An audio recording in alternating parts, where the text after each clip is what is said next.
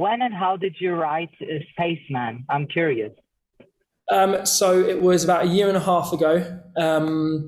I was in a studio in London, and basically as a songwriter, what you do most of the time, not sure if you know this, but you kind of spend your weekdays just writing with random people.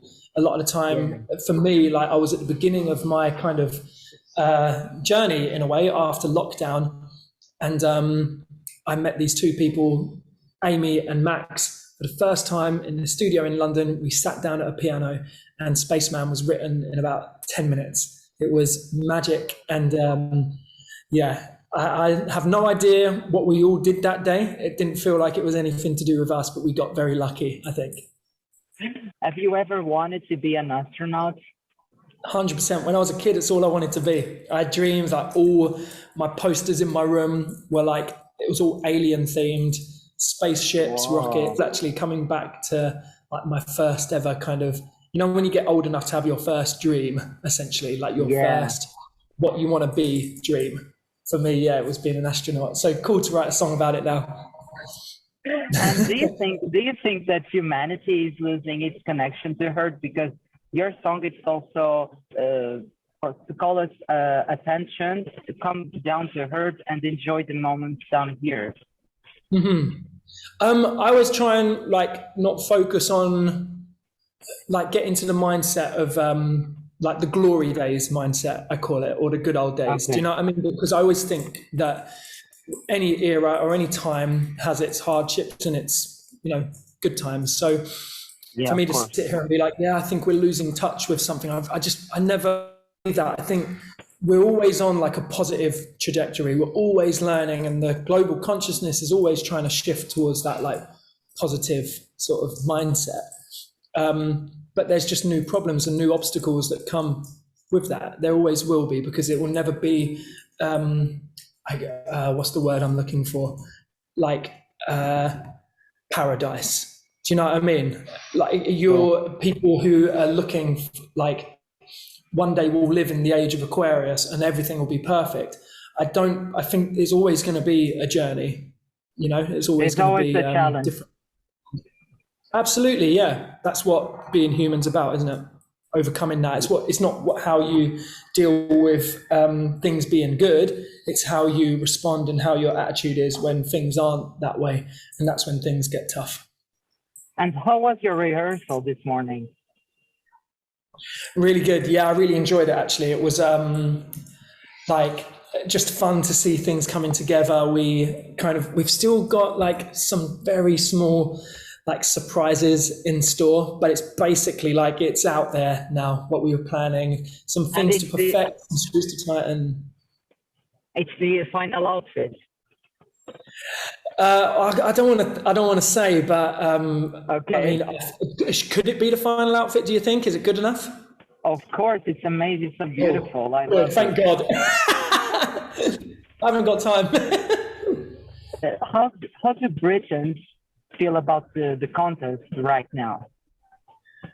I mean, I'm not at home, so I can't say, but I hope that everyone feels like positive about it and feels excited. I understand that the weather back home right now is pretty good. That always gets the mood up and gets everyone hopeful and excited.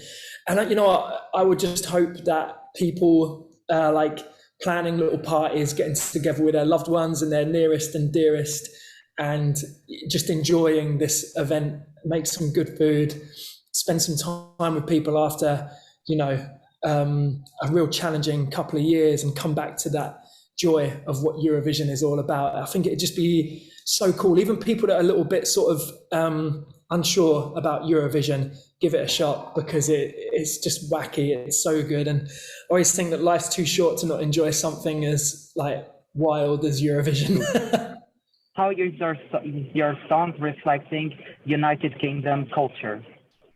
I think that there's an element of like classic sound of the UK in that golden era.